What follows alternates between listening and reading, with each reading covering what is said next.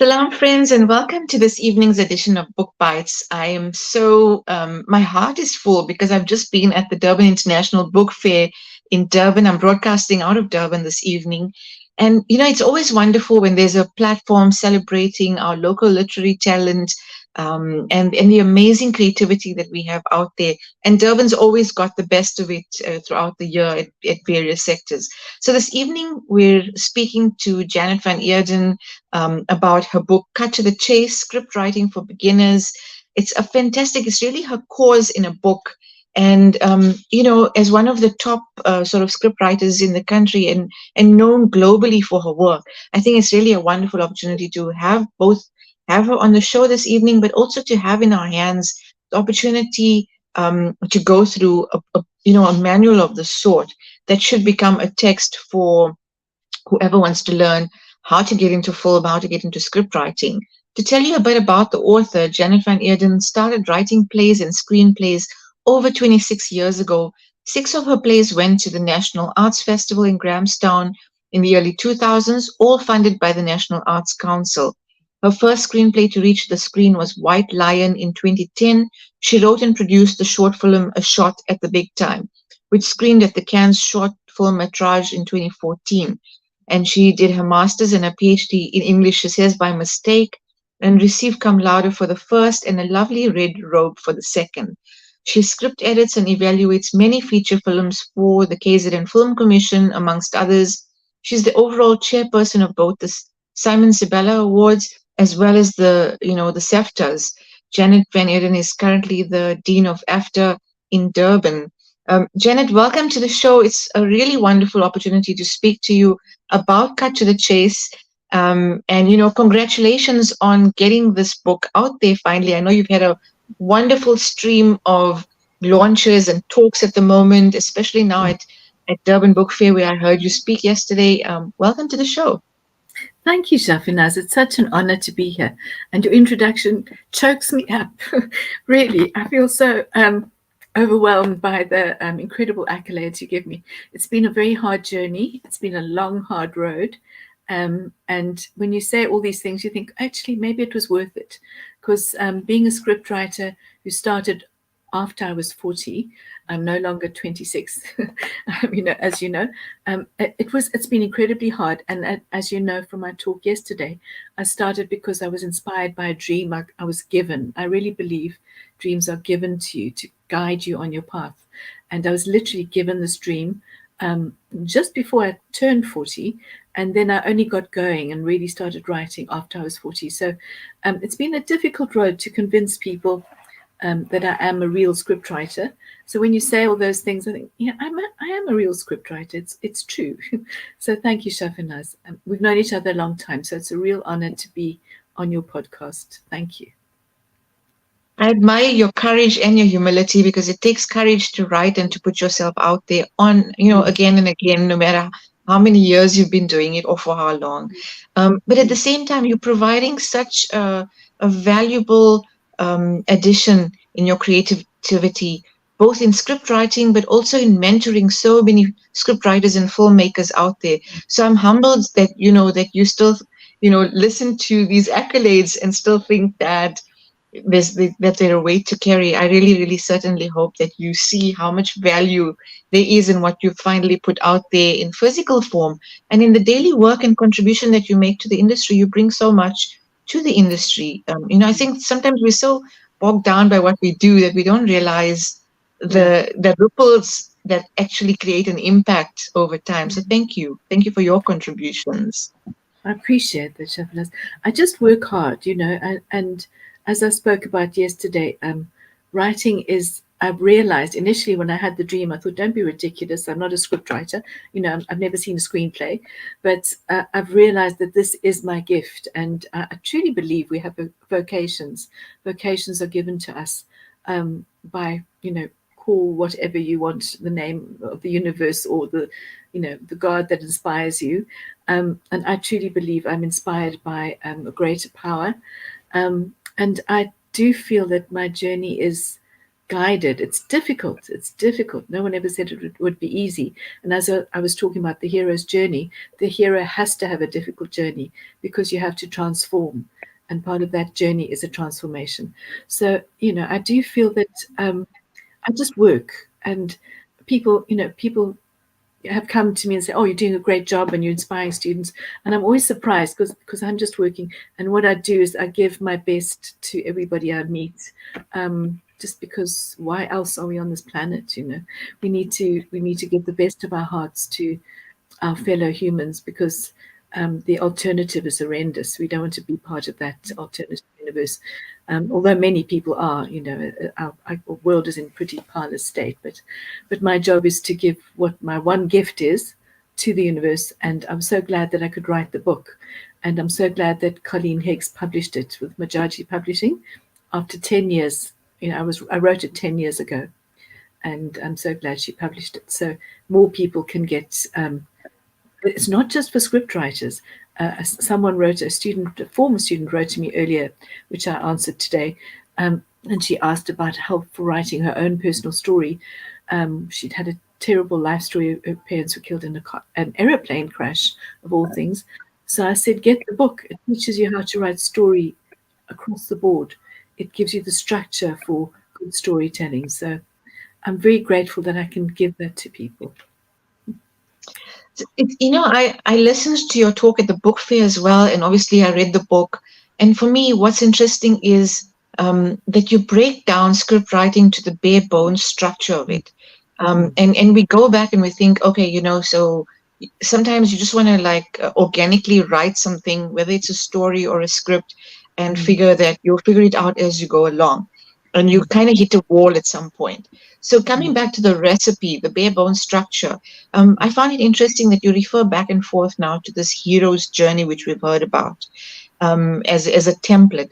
Talk to us about the hero's journey. What does it mean for storytellers? And what's the difference between writing for perhaps a short story, a fiction, and then bringing it to the screen, bringing it to the script? Where is that bridge, and how does that bridge occur? It's a difficult question, but if I look at the writing as per se, writing as the art of writing itself, I also wrote, as I told you, I think in the talk yesterday, I wrote organically, and I thought I was an absolute genius. We creators go between thinking we're the greatest gifts to the world and feeling like the worst people on the planet. We vary just between those extremes regularly. So I'm also, initially I thought, I'll just write something, doesn't need to be in a special format, and it's going to be so brilliant. People are going to be so grateful to see this brilliance. And I told you my first screenplay was a disaster. It was 300 pages long. It had lots of deep emotions, which people just sat and talked to each other all the time, which is not a screenplay. But I realized after at least 5 years that I needed some help. I literally wrote for 5 years without any help. And I put on some of my plays, but I was lucky enough to have some directors. As you'll see in that introduction, Ian Roberts puts in there that he really admires me because he met me when I was working on stage plays. And he came in to direct my first play, and he made me throw out 90% of it every night. And I'd rewrite it by the morning, and the actors would get new pages, and the actors, would say, "Oh no, not again! She's done it again! More writing!" But he was right. He was absolutely on the money. He said it was a literary figure I wrote about, Catherine Mansfield, that I admired. She was a short story writer, but and I told her life story, a fictional version of it, at the end of her life, and what she was trying to hide about. So it was without even knowing it, again by mistake. It was about the art of biography, what you leave and what you leave in and what you take out. And Ian, who comes from the really hardcore film world, he said, no, you can't have that. So I think the point is that I learned after 5 years, if I want to get a really good script going, if I want a good winning script, I need to follow some kind of formula. And that's when I found the hero's journey. Excuse me, I've got this stupid cough, I told you. So anyway, but the hero's journey, I would say, is incredibly valuable, even if you're writing a short story, because as I said in that little breakdown I did yesterday. Aristotle said it first. You need a beginning, a middle, and an end. And as I said it yesterday as well, I think stories in our DNA. We like to hear stories that set once upon a time. That's your ordinary world. This is the way the world was. And then something happens. That's your inciting incident. That's literally the hero's journey. The hero has to go on a journey. They have to be kicked out of their comfort zone, and they have to set on a path. And through that path, they overcome any obstacles, because generally there's something they have to learn. And I believe every single human being on this planet has something to learn, obviously. And that's why I always equate my journey with the hero's journey. But even in a short story, even though Catherine Mansfield's short stories that I wrote about, the very first play I wrote about, her short stories are very lyrical, but there's always this sense of a beginning, a middle, and an end. And you don't have to be as prescriptive per se in a short story, or especially not in fiction, because in fiction you can have long, side conversations or side narratives or personal points of view. So you can have a lot of introspection, which you don't really have time for in a screenplay. In a stage play, you can. We have the wonderful Hamlet that I always talk about. His soliloquies are so famous because they are such a brilliant look at humanity as we know it. But in a screenplay, I learned to cut to the chase, because it took me 9 years to get it right. I wrote for 9 years before I got my first paying job, as I said yesterday. But I learned to leave out all the deep feelings, but to show something that tells you what those deep feelings are. And I think that's why I really fell in love with screenwriting, because I had quite a dysfunctional childhood, as many of us have, and I had parents who were bless my mom and bless my dad and my stepdad. They were constantly seething with anger. So they would never have confrontations until it blew up terribly. But there would be this deep underlying resentment under So I was very aware of what I said. I was always walking on eggshells. But what I think it taught me very well is subtext. So that's why I love dialogue. I love dialogue, because dialogue can say, a woman can look across the table at her husband and say, without any long soliloquy, she can say, "Pass me the butter." But in the way she says it and does it is she's saying to him, "You've ruined my life." That's what I love about plays. Stage plays, you still have the room for the long soliloquies and long, monologues, etc. But with screenplays, because it's such an expensive art form, but even with our new digital cameras, it's still an expensive art form. So you can't waste screen time. And that old adage about show, don't tell is still very real. You have to show the audience. Don't walk in, and there's also that famous line about walking in and your character walks in with a gun in their hand and says, "This gun in my right hand is loaded." That's terrible. That's terrible writing. So you have to be very subtle and clever with screenplay writing. But the basics of the hero's journey is what I said yesterday as well. I believe story is in our DNA, because when we hear a good setup, when we hear the trials and tribulations someone goes through, and when we think, "Oh, they're not going to make it," and then they do, the cathartic release, which Aristotle spoke about 2,000 years ago, is within all of us. And we're going, "Oh, thank goodness they made it." And if they made it, that hero with the flaw, that means I can make it. And that ending is satisfying, and we feel, wow, I'm so glad we've been on this journey, because I've learned that even if things are difficult, I can make this journey. I can do it.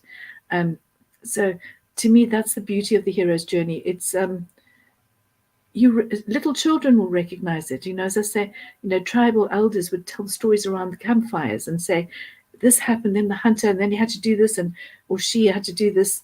And when you get that satisfying ending, everybody's happy. That's why storytelling has never gone away. And I don't care how many AI writers come in. Storytelling from a real personal point of view, from a personal experience, is unbeatable. Well, it's absolutely true when you say, I think the human element, when we're talking about now that artificial intelligence is generating story, but the human element will always bring in sort of the emotional quotient, the and the structure of the hero's journey with conflict and with with the emotive kind of expression through words and through story. And so that's why it fascinates me that, when you jump across from novel writing, as I'm a novelist, and trying to Yes. bring it out onto the screen and see the intonations and have all Yes. those elements come into play. I think that another dimension, a couple of new dimensions, is added to the story in many ways. It's And I see that in cut to the chase, you've definitely outlined by using some of your own examples difficult. of writing how that actually happens, how that gap is bridged in many ways. Yeah, and it's difficult because it's I used to write very long, wordy plays that I put on, and one rather nasty person who saw my play at the Hexagon Theatre in Pietermaritzburg said, "Janet writes what she writes radio plays." So it was so ironic, and it was a bit of an insult to me, really. But I wrote lots of dialogue, and then the irony is Okay. that Yeah. the very first film that was made. Are you still there? I can't just see myself. Yes, I'm here. I'm here. Okay. The irony is that the very first film I made was about a lion who couldn't speak. So I had to use show, don't tell to, the nth degree. And I had to find ways to show the action so that we could see from the lion's actions and behavior that what they were feeling um, or what was the story was about. So it was really ironic. I couldn't use dialogue. I was very interested when you used, your example of writing for the White Lion, and then you showed some of the visuals, which we won't have online tonight. But what was interesting for me is your example of the hero's journey, using the lion, and your lion's kind of sort of, I know you said it took many days of filming to get the lions sort of Mm, to get the lions at the right timing. But I yeah. mean, what a beautiful story. It comes back to the divinity you speak of, when sometimes everything just works serendipitously together. Mm. And the story of meeting the mentor through your structure of screenplay, but it shows out in the White Lion. Speak to us a bit about writing for the White Lion and how that played out. As I said to you, it was a 9 years after writing, and I'd had this dream saying I must be a screenwriter. And I was saying to the universe, which is my all purpose name for my divinity, um, I said, you told me to write screenplays. I haven't had one paying job. I've had loads of rejections. I'd gone into 5 years of development hell working with a producer in England. I'd already got a London agent who really admired my story writing and thought I was an exceptional writer. But I hadn't had a screenplay made because they would just make you change the screenplay, change the screenplay, change the screenplay. It's a power thing in the film industry. But so I'd gone into development hell with two lots of different producers, and then they turned around and made another film. So I'd really suffered. I'd really suffered at the hands of the filmmaking industry. Um, so at the 9th year, I said to the universe, "Look, if you don't give me a paying job now, because I don't want to go back to teaching high school." My husband was saying, you need to earn money, and so I have to justify keeping on this writing path. So I eventually said, if you don't give me a paying job by the end of this 9th year, I'm going to go to the Free State and grow millies. As I said, I'm going to just give it all up, walk away, because you just told me a story that's not working. And then the Writers Guild at that stage was called SASWA, Scriptwriting Association of South Africa, and they put out a call for someone to write a treatment for a story about a white lion who's kicked out of his pride, and who has to find his way across unknown terrain and find his new home. And I immediately said, my heart sang, and I said, this is mine. This one is my one. Because I told you yesterday as well, I've always loved lions. I love animals in general. And lions are a passion of mine. I think it's seeing Born Free when I was about 6. And I really adore them. So I just said, that's mine. And also, I'd been working so hard with my agent in London. He taught me that I did need to listen to some other writers about writing. I wasn't able to just sit and pump it out of my head and it would be perfect. I had to rework, and I learned about the thing about writing a screenplay. It's so much more than a novel or even a stage play. The rewriting is really intense. So I'd really learned to write a treatment, which is a script selling document. It's a very specific script selling document, and basically to unlock the secret about it, because they used it as like an arcane word which nobody knew what it meant, you know. And when I found out, it just means your title, tagline, log line, your one paragraph synopsis, then your statement of intent, why you want to write it, and then your character bios, and then a very short synopsis. You know, that is your treatment. So it's got to be no less than 3 to 5 pages. You've got to really encapsulate every single thing like you would write in poetry. You have to write evocative language, you know, so and very emotive language to encapsulate as much as possible in those short 3 pages. So by then I'd learned to write that. So I sent in my treatment, which used the hero's journey, and thankfully, I had in that first hero's treatment that the lion has to meet a mentor, because that lion was, for me, the white lion had huge supernatural significance. And the messenger, the message of the white lion to the Shangaan is that they are the angelic messengers of the gods, and they are the color of stars because they fell from the sky. So I went into the development process with the producers. There were about 5 producers, a director who wanted to be the writer, and if he could have played the white lion, he would also have played the white lion. And he was, no, that's enough to say about that. But he was actually kicked out along the way because he was just a megalomaniac. But they immediately said, no supernatural elements. No. We don't want to know about that.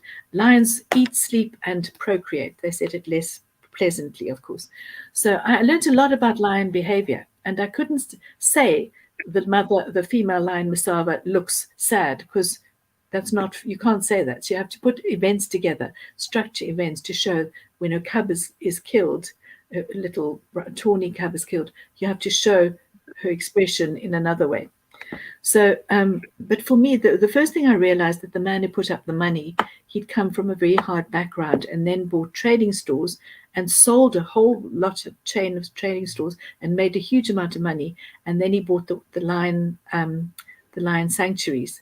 And that's why he had the story he had in his heart. He was the one, he put up 55 million rand at the last count to make this film. And I realized this is his story. He's the ugly duckling. He's like me. We the hard, the underdogs. And the white lion was the underdog. I have to tell the story of my underdog, the Tsatsi. It's also the story of the person who's asked me to write the film. And I found that universal hero in my little lion that was so beautiful to me. And then they took out any sign of a mentor. And I told you 5 years later, they showed it to Barry Ronga, one of our top critics at the time. And he said, this is terribly boring. He walked out. He said, it's a lion walking through the bush. I'm bored. So they brought me back in, and they paid me the same amount as they paid me in the first installment, which isn't as much as 55 million, I can assure you. It's not nearly as much. But they paid me to fix it, because what was wrong. And that's when I brought back the hero's journey. I said, this is what I showed you in the very first treatment, and you've ignored it. We need a mentor. We need that Jasani who sees the white lion, the Shangaan man who says, at last the white lion is here, and he's come to save our community. So I brought Jasani back in, and with the beautiful story of his father being the chief of the tribe, and Sangoma telling them that the white lion is a sign of the good things to come, and their tribe was going through a very rough time. But I brought this element in, and instantly I showed you the clip yesterday of when Jasani sees the little white lion who's lost after his brother has been killed by a Cape Cobra. And Jasani sees him in the veld almost being killed by hyenas, and he goes to protect him, and he realizes this is his mission. Jasani realized his mission is to protect this lion. And I showed you that beautiful clip when the little white lion's mother comes to find it eventually. And Jasani's terrified. There's a lioness staring at him. But the little cub jumps over his shoulder and runs to its mother. And from then on, Jasani follows the lion. He actually becomes, not to give away too much, he actually becomes a tracker. so that he can join the hunters, so that whenever they try to track the white lion, he distracts them, takes them off the path. And the final climax of the film is an absolute perfect payoff of that moment. I don't want to give it away. It's available on YouTube if you want to watch it in installments. But it makes me so happy. I mean, it premiered in 2010, and all these years later, I watch it and still get tears in my eyes because it's just so beautiful and it's so true. It's what we all hope for. It's a happy ending we all hope for. I'm glad you mentioned that. I was going to ask you, where can we watch White Lion? Because after yesterday's presentation, brief presentation of it, I would definitely want to watch White Lion. So I'll be looking out for it on YouTube as well. In the book, I mean, you talk about script writing, you lay bare the recipe for writing a script and for writing a treatment. But you also talk about fundraising for your film and to some degree distribution. We don't have a lot of time, but if you can give us a quick idea of the process of funding, how to go about getting funding for your script. It is the most difficult part, Shafinaaz. It's by far the most difficult part. And I'd written a film about my brother who shot himself on the border rather than fight in the apartheid war. And I just couldn't get funding for it. So eventually I went to Durban Film Market in 2011, and this amazing man called Peter Broderick was there talking about crowdfunding. And he told us of different sorts of crowdfunding you can do. There's a website called Indiegogo, that's especially for film, and that's at that stage. So I did that for my film, A Shot at the Big Time. And I raised enough money to get money to make the short film. But if you go online and I had interest from around the world. People were totally captivated by that story. So I would strongly recommend, if you don't get funding from our national funders, because they have a certain sort of, I want to almost say agenda of who they fund.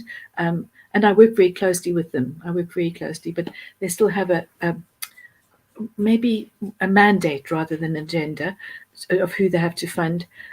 So I made my short film with that. And in the back of the book, I give examples of how to go about crowdfunding. And I also give links to different sites that will help you with crowdfunding, and also to the national funders, and to try your luck there. That's fantastic. I think this will be a very, very useful manual to anyone who's already in the industry, and to those trying to break into the industry. There's so many new forms of filmmaking, and I'm sure you're more well sort of in tune with that. And so it's fantastic that you have this in the form of the manual. I was so happy to have this opportunity to chat to you online. And I know that we have from your publisher the commitment for a free giveaway to anyone who's been watching and engaging with the material, and even in the next few days when they do watch the recording. Any last few words you'd like to give off to anyone who's trying to make a film or write a script? I wrote the book, Shafinaaz, because I made every mistake in the book. So I wrote the book so nobody else has to make those mistakes. So I made the mistakes so you don't have to. That's why it's called Cut to the Chase. Just do this and you'll make your film. And the second thing is what I've inscribed in the book, is write from your heart, but practice your craft. And I can't give anyone better advice than that. I love those words, and I'm so grateful that you inscribed them in my book, because I know that I'll take that forward in my writing as well. Once again, thank you so much this evening for your time, and we wish you everything of the best with distributing and carrying on with this book and the value that you give in the industry out there as well. Oh, bless you, Shafinaaz. It's been such an honor talking to you. Thank you very, very much. It's lovely talking to you. And so we spoke to Janet van Eeden, author of Cut to the Chase and the Dean of AFDA. Please reach out, get hold of this book, and happy writing. I think that our stories need to be out there. It's a fantastic opportunity to learn about the art of getting into film, of writing your story to script. And that's it from us this weekend, inshallah. Next weekend with something fresh and something new again. Assalamu alaikum wa rahmatullahi wa barakatuh.